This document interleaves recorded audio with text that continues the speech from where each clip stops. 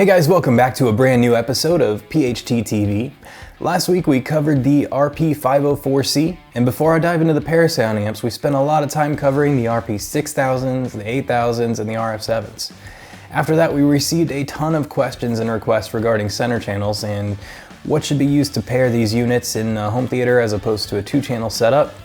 As such, I wanted to start jumping into centers and speaking about available options there. All of that said, if you haven't already, please click that subscribe button below and click the little bell next to it to enable notifications. Don't miss an episode and get updates with every new release. This will also be the first step towards making you eligible for any of our contests and giveaways that we may have in the future. Now, before we jump in though, I do want to reiterate a couple of points made in last week's video. If you're able, 3 identical LCR speakers is ideal. So 3 RF7s, 3 8000s, 3 6000s. That said, spatial constraints are often a concern. Needing a horizontal as opposed to a vertical may be a concern. Home decor, wife acceptance factor, just to name a few. Basically, LCR does not always work for everyone, and as such, there is a special segment of products specifically designed as centers to cover these needs. Next is voice matching, or timbre matching.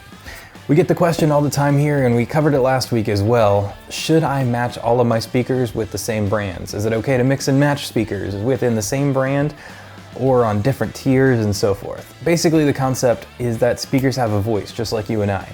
They very deliberately sound a certain way. So different materials are used in different brands, giving them their individual sound, which is what may make you like one brand over another or a different tier over another.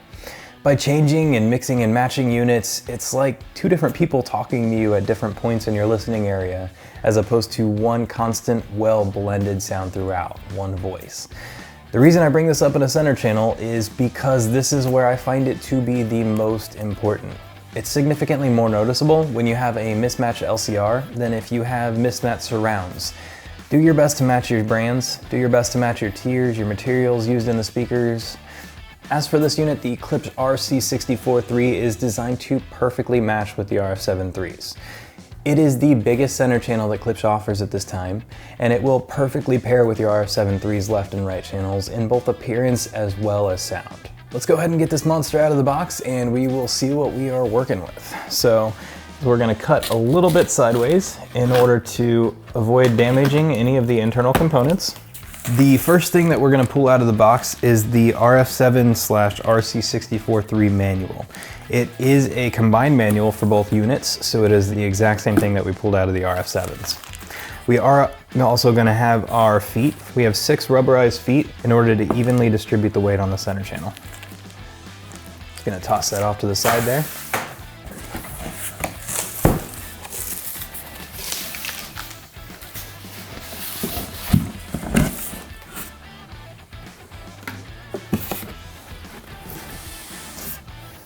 Next we have our grill separately packaged. Next I'm going to set it upright, pull off this piece of foam, and the reason I chose this direction is because it's open on this side. And lastly, we're going to flip one more time.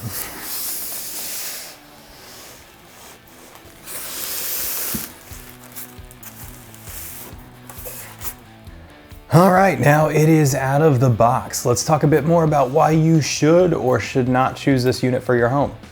Now, first off, as mentioned a moment ago, spatial constraints may push you one way or the other. As with the RF7s, it is a pretty beefy unit.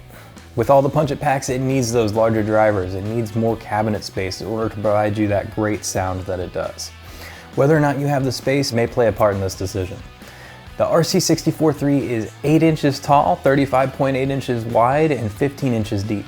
Appearance-wise, it does match perfectly with the RF7 IIIs, and it comes in the same veneer options of black ash, cherry, and walnut.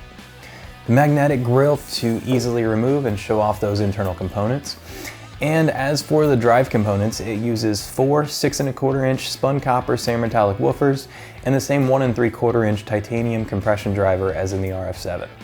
Lastly, let's turn around back and show you the input cup here, in that there is no port on the RC-64IIIs. It is a sealed box design. Now, all of that said, all of this information is readily available on the website, in the manuals, and so forth. I think what you guys are more interested in is seeing me take this guy apart, so let's go.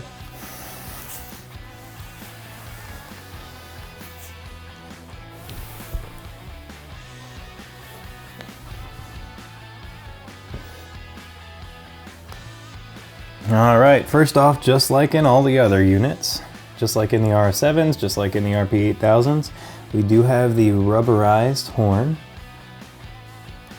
Simply a finger underneath.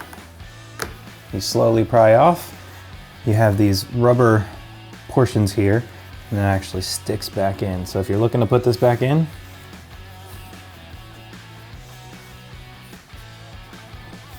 done. Really easy to get that on and off.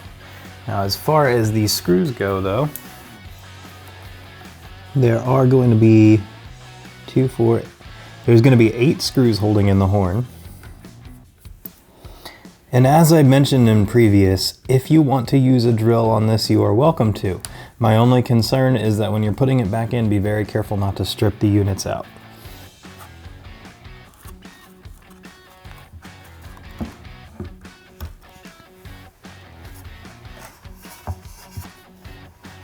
As you may expect, that is not a small magnet on this compression driver. Push in, release, push in, release. Now I'm going to show this to you guys again as I have in the past. We do have locking spade clamps on these. So you do have this tiny little piece here. And what that does is it feeds into this hole and it locks into place. So what you're trying to do is you want to pinch that lock so that it releases from the hole inside of the spade clamp and then pull upwards.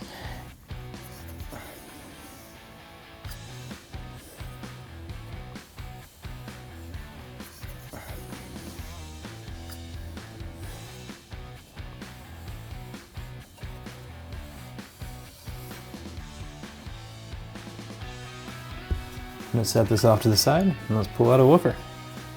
Now, due to the weight distribution, I usually save one of my bottom screws for last, because what's going to want to happen is the bottom is going to want to come out forward. As with before, pinch, pull out. Now, one other thing that you'll notice is that they are different size spade clamps. You can't put the negative on the positive, and the positive will feel very loose on the negative. And here we have our RC-64 copper spun cerametallic woofer. I'm going to set it off to the side. One other thing I want to make note of, you may have noticed when I pulled these out that it uses different screws for the woofers as it does for the horns. So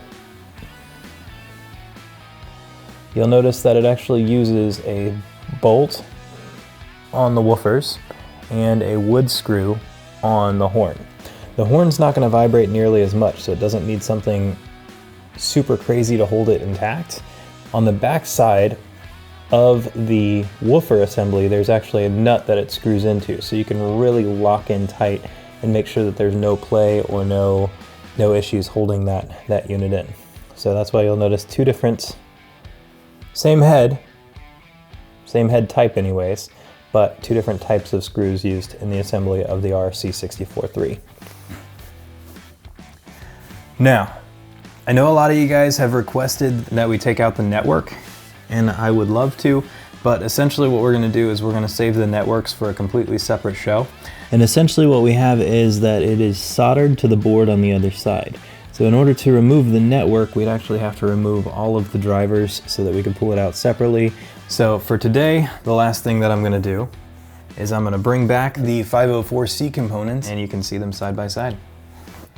Now, when you mention the size difference between these two units, it doesn't sound that big on paper. It doesn't sound like it's going to be that huge of a difference on paper. I mean, 1 3/4 versus 1 inch, or a 6-inch driver as opposed to a 5-inch driver. But when you look at the whole unit, when you look at the magnet structure, when you look at the basket, when you look at the difference in these tweeters, these compression drivers, it is insane just to look at. You can see where the additional performance is coming from.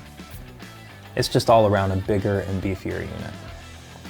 Now, I think that's going to be about it for me today, guys. I'm going to put these guys back together. I'm going to put the 504C back together, and we're going to dive into some side-by-side, or as I mentioned before, top on bottom top and bottom comparisons when we're talking about center channel. But if you've enjoyed this content or the show in general, please like and subscribe below. Please also comment with any requests you may have on where we should go next, what audio questions you may like to see answered in video form.